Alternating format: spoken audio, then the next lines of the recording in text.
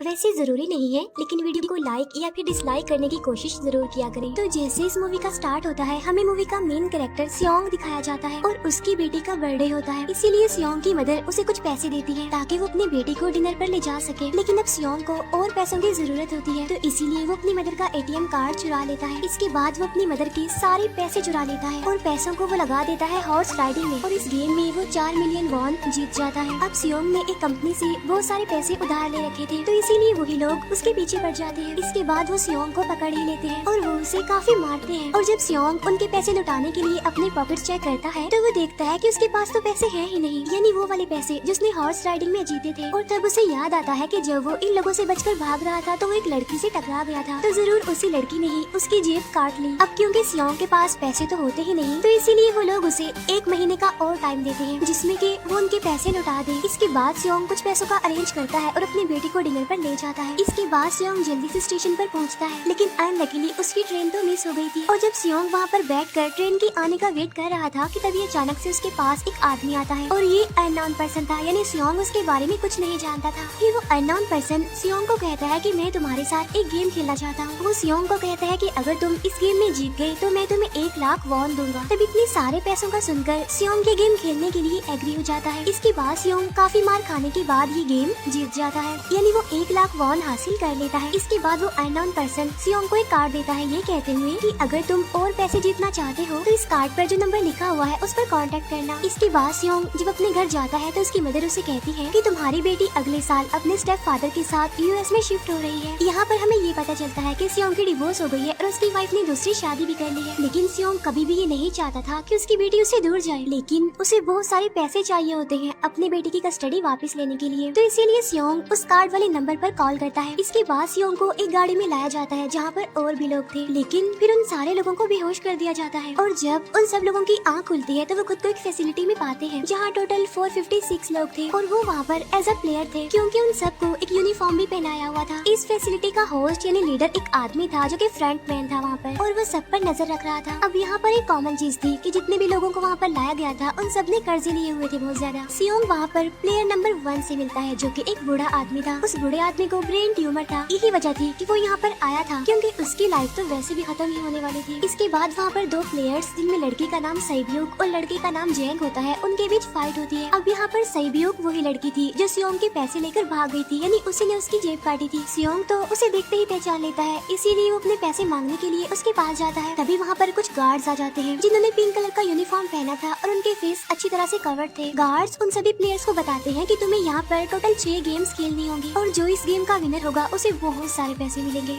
इसके बाद उन सबसे एक कॉन्ट्रैक्ट पर साइन करवाया जाता है, और इस कॉन्ट्रैक्ट के 3 मेन रूल्स थे। पहला रूल ये कि कोई भी प्लेयर अपनी मर्जी से गेम को छोड़कर नहीं जा सकता। दूसरा रूल ये होता है कि जो भी प्लेयर खेलने से मना करेगा तो उस प्लेयर को एलिमिनेट कर दिया जाएगा, और उनके मुताबिक एलिमिनेट का मतलब क्या था ये तो हम आगे ही जानेंगे। गेम का तीसरा रूल ये था कि अगर मेजोरिटी इस गेम को खेलना नहीं चाहती तो वो इस गेम को छोड़कर जा सकते हैं। इसके बाद उन सबको गेम के लिए ले जाया जाता है। अब यहाँ पर सियोंग अपने क्लासमेट सैंगवू से भी मिलता है जो कि उसे बचपन से जानता था। सियोंग उसे वहाँ पर देखकर काफी हैरान होता है क्योंकि वो तो किसी बिजनेस के लिए आउट ऑफ कंट्री चला गया था। अब पहले गेम के लिए वहाँ पर एक काफी बड़ी डॉल थी, और इस गेम का रूल काफी सिंपल था, और वो ये था कि डॉल जब भी गाना गाएगी उन सबको आगे बढ़ना है, और जैसे ही वो गाना गाना बंद करेगी तो उन सबको रुक जाना है और मूव नहीं करना है, और अगर कोई हिल गया तो उसे एलिमिनेट कर दिया जाएगा। अब स्टार्टिंग में तो ये सब कुछ उन्हें किसी प्रैंक की तरह लग रहा था, लेकिन जब एक लड़का हिल जाता है तो उसे शूट करके मार दिया जाता है, और यही होता है एलिमिनेट का मतलब, यानी उन्हें मार दिया जाएगा। अब ये देखकर वो सारे लोग काफी घबरा जाते हैं और उन्हें पता चल चुका था कि वो खतरे में है, इसीलिए लोग डरते हुए पैनिक करते हुए इधर उधर भागने लगते हैं।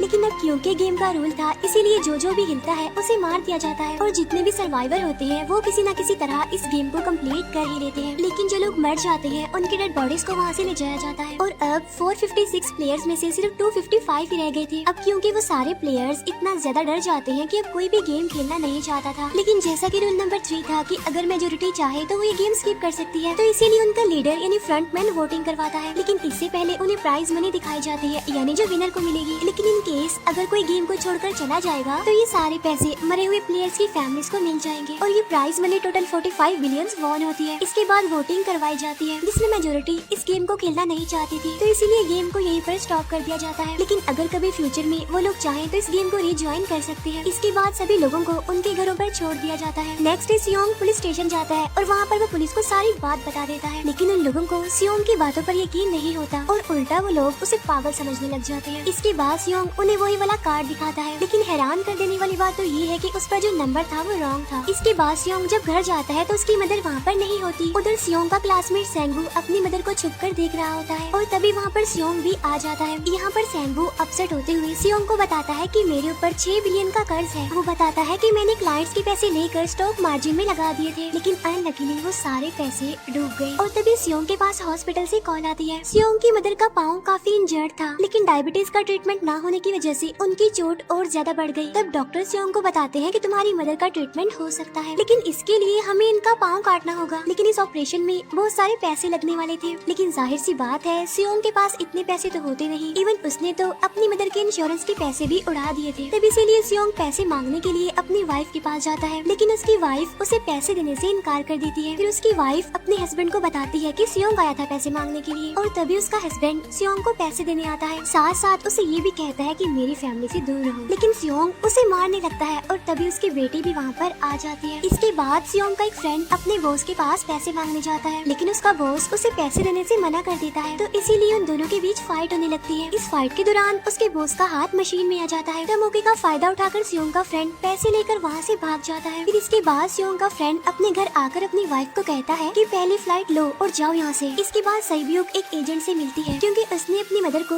नॉर्थ एरिया से साउथ एरिया में लाना था। सईब्यूक वही लड़की जिसने सियोंग की जेब काटी थी, लेकिन यहाँ अपनी मदर को लाने के लिए सईब्यूक को बहुत सारे पैसों की जरूरत थी। अब सईब्यूक का एक छोटा भाई भी होता है जिससे उसने प्रॉमिस किया होता है कि मैं मदर को जरूर ले आऊंगी। इसके बाद हमें एक ऑफिसर दिखाया जाता है और इस ऑफिसर का भाई कुछ टाइम से मिसिंग था, इसीलिए वो ऑफिसर अपने भाई के घर जाता है, जहाँ उसे पता चलता है कि उसका भाई तो पिछले कुछ दिनों से अपने घर पर भी नहीं आया। और जब वो ऑफिसर घर को चेक कर रहा होता है तो उसे एक कार्ड मिलता है वहाँ पर, और इस ऑफिसर ने सेम ऐसा ही कार्ड पुलिस स्टेशन में सियोंग के पास भी देखा था, तो इसीलिए वो ऑफिसर सियोंग के पास जाकर उससे इस बारे में पूछता है, लेकिन सियोंग उसे कुछ नहीं बताता। इसके बाद सियोंग जब अपने घर जाता है तो उसे वो कार्ड दोबारा मिल जाता है वहाँ पर। अब सियोंग डिसाइड करता है कि वो दोबारा से उस गेम को ज्वाइन करेगा, इसीलिए सभी प्लेयर्स को एक शिप के पास ले जाया जाता है। इधर ही वो ऑफिसर भी गाड़ियों का पीछा करते हुए उस शिप तक आ जाता है। वो एक गार्ड को मारकर उसे पानी में फेंक देता है। इसके बाद उन सभी प्लेयर्स को एक आइलैंड पर मौजूद फैसिलिटी में लाया जाता है। अब यहाँ पर उन्हें जरा भी अंदाजा नहीं था कि अगला गेम कौन सा होगा और उसे कैसे खेला जाएगा। इसके बाद वो लोग अपनी अलग अलग टीम्स बना लेते हैं। रात को सईब्यूक और उसकी फीमेल फ्रेंड वॉशरूम जाते हैं। यहाँ पर सईब्यूक गार्ड्स की नजरों से बचते हुए उस फैसिलिटी को एक्सप्लोर करने लगती है। तभी वो देखती है कि गार्ड्स बड़े बड़े बर्तनों में कुछ बना रहे हैं,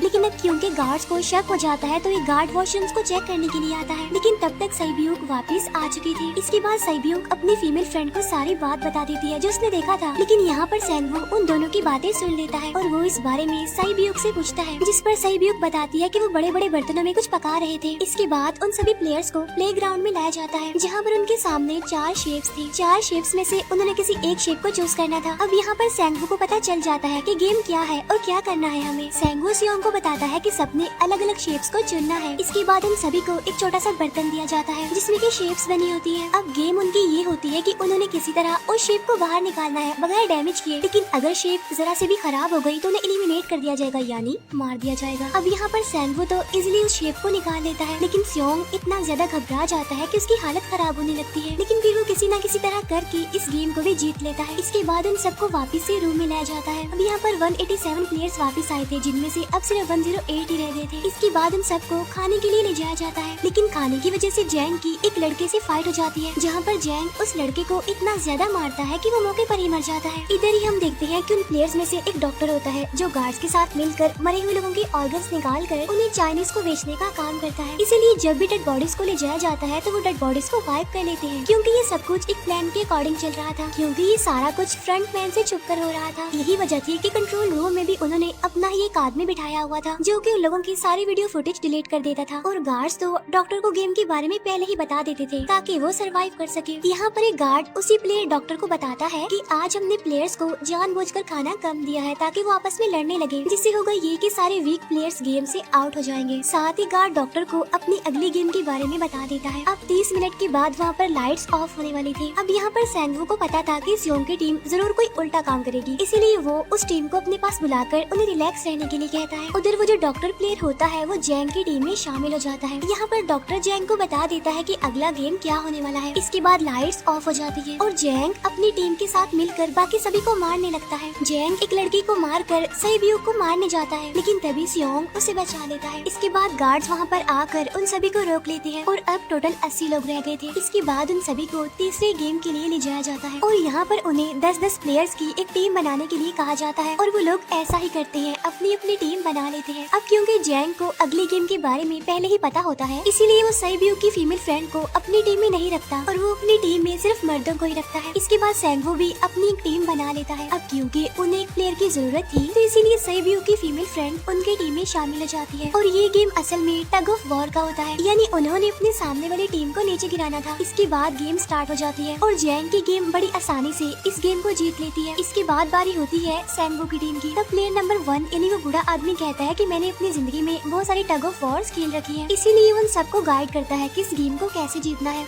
तो इसीलिए वो लोग किसी न किसी तरह करके इस गेम को जीत जाते हैं। फिर दिखाया जाता है कि 30 मिनट के बाद दोबारा से लाइट्स ऑफ हो जाएंगी, जिस पर सैंगवू उन सबको कहता है कि रेडी रहना। तो इसीलिए वो डिसाइड करते हैं कि एक एक करके हम पहरा देंगे। अब जैंग की टीम में एक से बढ़कर एक चालाक प्लेयर था, तो इसीलिए जैंग को डर होता है कि कहीं उसकी टीम उसे ही साइड पर न लगा दे, यानी उसे ही अपने रास्ते से न हटा दे।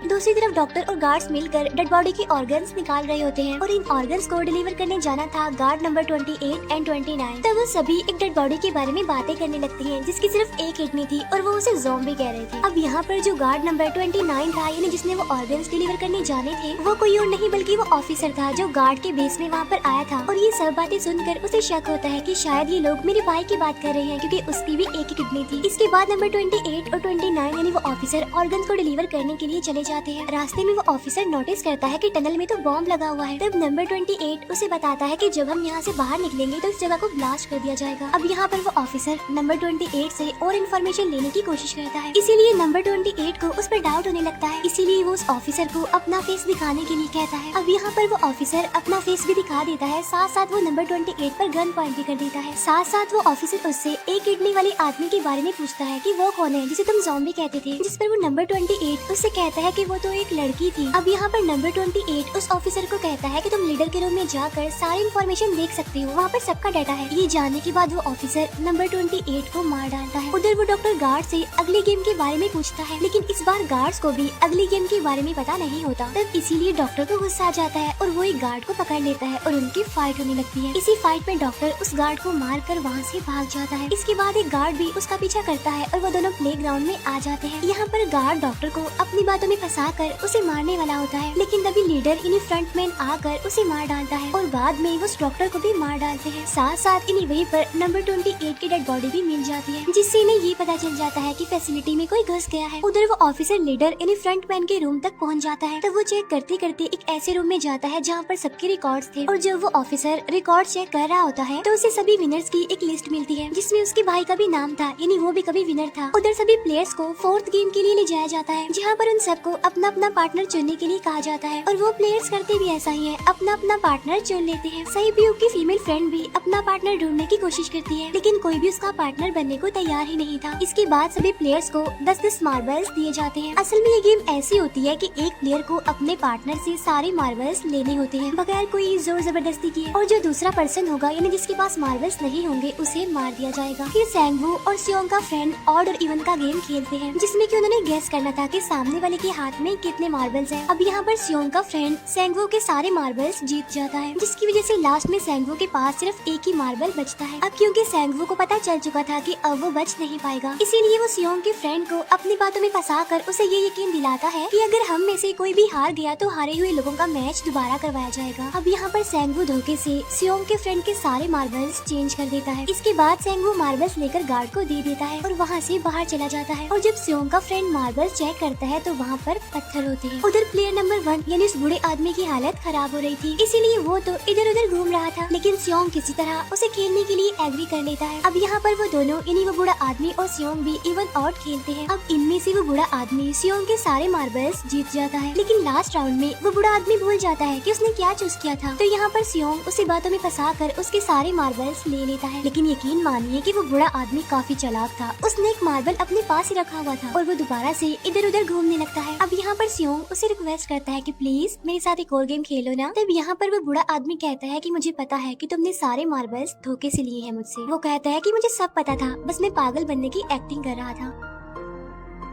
तभी सुनकर सियोंग को उस पर तरस आ जाता है और वो उसे ही सारे मार्बल्स दे देता है। उसके बाद सैब्यूक और उसकी फीमेल फ्रेंड भी गेम खेल रहे होते हैं। उनकी गेम ये होती है कि जो मार्बल्स को दीवार के ज्यादा करीब फेंकेगा वही जीतेगा। पहले सैब्यूक अपने मार्बल्स फेंकती है, लेकिन जब सैब्यूक की फ्रेंड की बारी आती है तो वो अपने सारे मार्बल्स फेंक देती है। लेकिन जब सैब्यूक ये देख लेती है तो वो अपने फ्रेंड को दोबारा फेंकने के लिए कहती है, जिस पर उसकी फ्रेंड कहती है कि नहीं सैब्यूक, मैं बिल्कुल अकेली हूँ, मेरे पीछे तो कोई भी नहीं है, लेकिन अगर तुम्हें कुछ हो गया तो ये अच्छी बात नहीं है, तुम्हारे पीछे तुम्हारा छोटा भाई है, तुम्हारा वेट कर रहा है। और इसी वजह से सैब्यूक की फ्रेंड को मार दिया जाता है। इसके बाद उन सबकी डेड बॉडीज को वहाँ से ले जाया जाता है। इसके बाद वो सब वापस से रूम में आ जाते हैं। यहाँ पर जैंग देखता है कि सैब्यूक की वो वाली फ्रेंड तो अभी तक जिंदा है, जो कि बड़ी आराम से बैठी हुई थी। अब यहाँ पर हमें पता चलता है कि सैब्यूक की ये वाली फ्रेंड जैंग की भी फ्रेंड थी, लेकिन अब क्योंकि उन दोनों के बीच किसी बात को लेकर क्लैश चल रहा था, तो इसीलिए जैंग की वो फ्रेंड उसे बुली करने लगती है। इसके बाद फ्रंटमैन को एक डेड बॉडी के पास उस ऑफिसर का ID कार्ड मिल जाता है। तभी फ्रंटमैन को पता चलता है कि उसके सारे VIPs आ चुके हैं, तो इसीलिए फ्रंटमैन उन्हें लेने के लिए चला जाता है। फिर सारे VIPs को उनके रूम में लाया जाता है। इसके बाद फ्रंटमैन VIPs के आने के बारे में एक और आदमी को जाकर बताता है, और यही आदमी मेन होता है। और ये कौन होता है हम ये आगे जानेंगे। फिर नेक्स्ट डे उन सबको 5वें गेम के लिए लाया जाता है, जहाँ पर 1 से लेकर 16 तक नंबर पड़े होते हैं और वो सभी प्लेयर्स अपना अपना नंबर ले लेते हैं। नंबर का मतलब ये था कि जो नंबर भी एक प्लेयर पर आएगा उसके मुताबिक ही उसकी बारी आएगी। अब यहाँ पर लास्ट में पहला और आखिरी नंबर रह जाता है, यानी 1 और 16। तो यहाँ पर सियोंग कंफ्यूज हो जाता है कि उसे कौन सा नंबर चूज करना चाहिए। अगर उसने पहला नंबर लिया तो वो फंसेगा और मरेगा, क्योंकि उसे नहीं पता कि गेम क्या है। और अगर लास्ट नंबर लेगा तो क्या पता उसकी बारी ही ना आए, टाइम कम रह जाए। और तभी वहाँ पर एक आदमी आ जाता है और वो सियोंग को कहता है कि मुझे पहला नंबर चाहिए, क्योंकि मैं अपनी जिंदगी में कभी भी फर्स्ट नंबर पर नहीं आया। फिर इसके बाद उन्हें गेमिंग रूम में लाया जाता है। अब इस गेम का रूल ये होता है कि दिए हुए टाइम में उन्हें ब्रिज की दूसरी साइड पर जाना है। अब इसके बीच में 2 तरह के ग्लास लगे होते हैं, एक तो होता है आम ग्लास और एक होता है टेम्पर्ड ग्लास। आम ग्लास पर पाँव रखते ही वो टूट जाएगा और वो लोग नीचे गिर जाएंगे। इसके बाद गेम स्टार्ट हो जाता है और वो लोग एक एक करके मरने लगते हैं। फिर एक टाइम ऐसा आता है जब जैंग सबके सामने होता है और वो आगे ही नहीं बढ़ रहा होता। अब उनके पास एक ही रास्ता था, या तो वो आगे जाए या सारे ही मर जाएं। और तभी जैंग के सामने उसकी वही फ्रेंड आ जाती है जो उसे बुली कर रही थी, और वो जैंग को कहती है कि मैंने तुम्हें कहा था कि जिस दिन तुमने मुझे धोखा दिया मैं तुम्हें मार दूंगी। इसके बाद वो जैंग को पकड़ लेती है और उसे लेकर नीचे कूद जाती है, जिसकी वजह से उन दोनों की मौत हो जाती है। अब वहाँ पर एक आदमी था जो कि ग्लास कंपनी में काम करता था और उसे पता था कि टेम्पर्ड ग्लास कौन सा है, लेकिन जब फ्रंटमैन को इस बात का पता चल जाता है तो वो लाइट्स ऑफ करवा देता है ताकि वो ग्लास को पहचान ही ना पाए। अब लास्ट में एक ही स्टेप बचता है और उनके पास तो टाइम ही नहीं था, इसीलिए सैंगवू उस आदमी को धक्का दे देता है। तो यहाँ पर सैंगवू, सियोंग और सैब्यूक ब्रिज को पार कर लेते हैं, लेकिन ग्लास टूटने की वजह से उन्हें काफी चोट लग जाती है, खास तौर पर सैब्यूक को। उधर उस ऑफिसर ने एक सर्वेंट को मारकर उसकी जगह खुद ले ली थी। अब एक VIP को उस ऑफिसर पर शक होता है और वो उसे कहता है कि अपना मास्क रिमूव करो, लेकिन वो ऑफिसर कहता है कि ठीक है, लेकिन मैं अंदर जाकर अपना मास्क रिमूव करूंगा। इसके बाद वो ऑफिसर उस VIP को लेकर अंदर चला जाता है। अंदर जाकर वो ऑफिसर उस VIP को बेहोश कर देता है और इस बात का पता फ्रंटमैन को चल जाता है, इसीलिए फ्रंटमैन उसके पीछे जाता है और वो उस ऑफिसर को देख लेता है, इसीलिए वो ऑफिसर वहाँ से भागकर आइलैंड पर आ जाता है। फ्रंटमैन भी उसका पीछा करते हुए वहाँ पर आ जाता है। अब यहाँ पर वो ऑफिसर अपने सीनियर्स को कॉल करने की कोशिश करता है, लेकिन कॉल कट हो जाती है। फिर वो ऑफिसर उन्हें सारे सबूत भेजता है, लेकिन वहाँ पर नेटवर्क नहीं था। इसके बाद फ्रंटमैन ऑफिसर को पकड़ लेता है और उसे उनके साथ चलने के लिए कहता है, लेकिन वो ऑफिसर तो उस फ्रंटमैन पर गोली चला देता है। इसके बाद फ्रंटमैन अपना मास्क उतार देता है, तो वो ऑफिसर देखता है कि वहाँ पर कोई और नहीं बल्कि उसका अपना भाई है वो। इसके बाद ऑफिसर का भाई यानी फ्रंटमैन उसे शूट कर देता है और वो जाकर पानी में गिरता है। उधर ग्लास लगने की वजह से सैब्यूक काफी इंजर्ड हो गई थी और उसका बहुत सारा खून भी बह रहा होता है। इसके बाद इन सर्वाइवर्स को डिनर के लिए ले जाया जाता है और उनके पास एक एक नाइफ भी रख दिया जाता है, मतलब रात में उन तीनों में से कोई भी एक दूसरे को मार देगा। तभी सियोंग नोटिस करता है कि सईब्यो की हालत काफी खराब है, इसीलिए वो सईब्यो को कहता है कि फिक्र मत करो, हम दोनों साथ हैं और इस गेम में हम दोनों मिलकर सैंगवू को हरा देंगे। इसके बाद हम दोनों यहाँ से बाहर निकल जाएंगे और पैसों को आधा आधा डिवाइड कर लेंगे। सईब्यो उसे बताती है कि मेरा एक छोटा भाई है जिसे मैं ऑर्फनेज में छोड़कर आई हूँ और अगर हम दोनों में से कोई भी जिंदा बचकर बाहर जाएगा तो उसे उन दोनों की फैमिलीज का ख्याल रखना होगा। अब सईब्यो की हालत काफी खराब थी, उसे डॉक्टर की जरूरत थी, इसीलिए सियोंग कोई मदद लाने के लिए जाता है, लेकिन जब तक वो वापस आता है तब तक सैंगवू सईब्यो को मार चुका था। फिर नेक्स्ट डे उन दोनों को गेम नंबर 6 यानी लास्ट गेम के लिए ले जाया जाता है। गेम का रूल बड़ा ही सिंपल था कि मार दो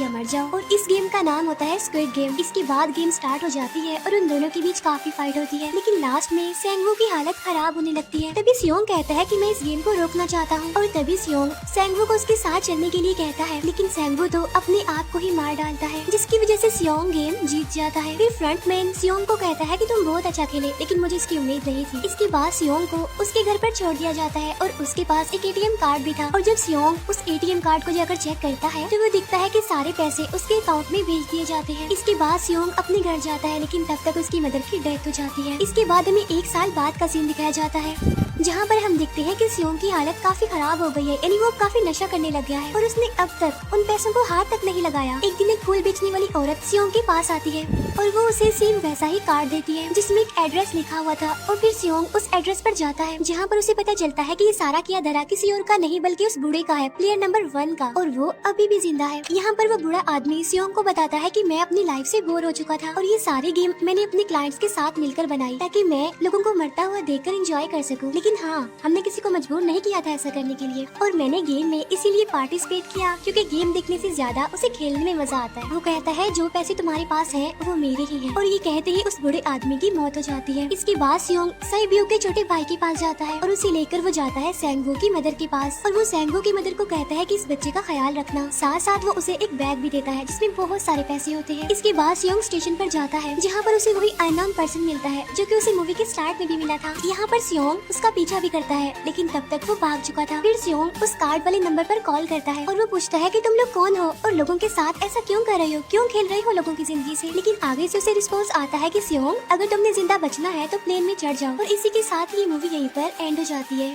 थैंक यू फॉर वॉचिंग।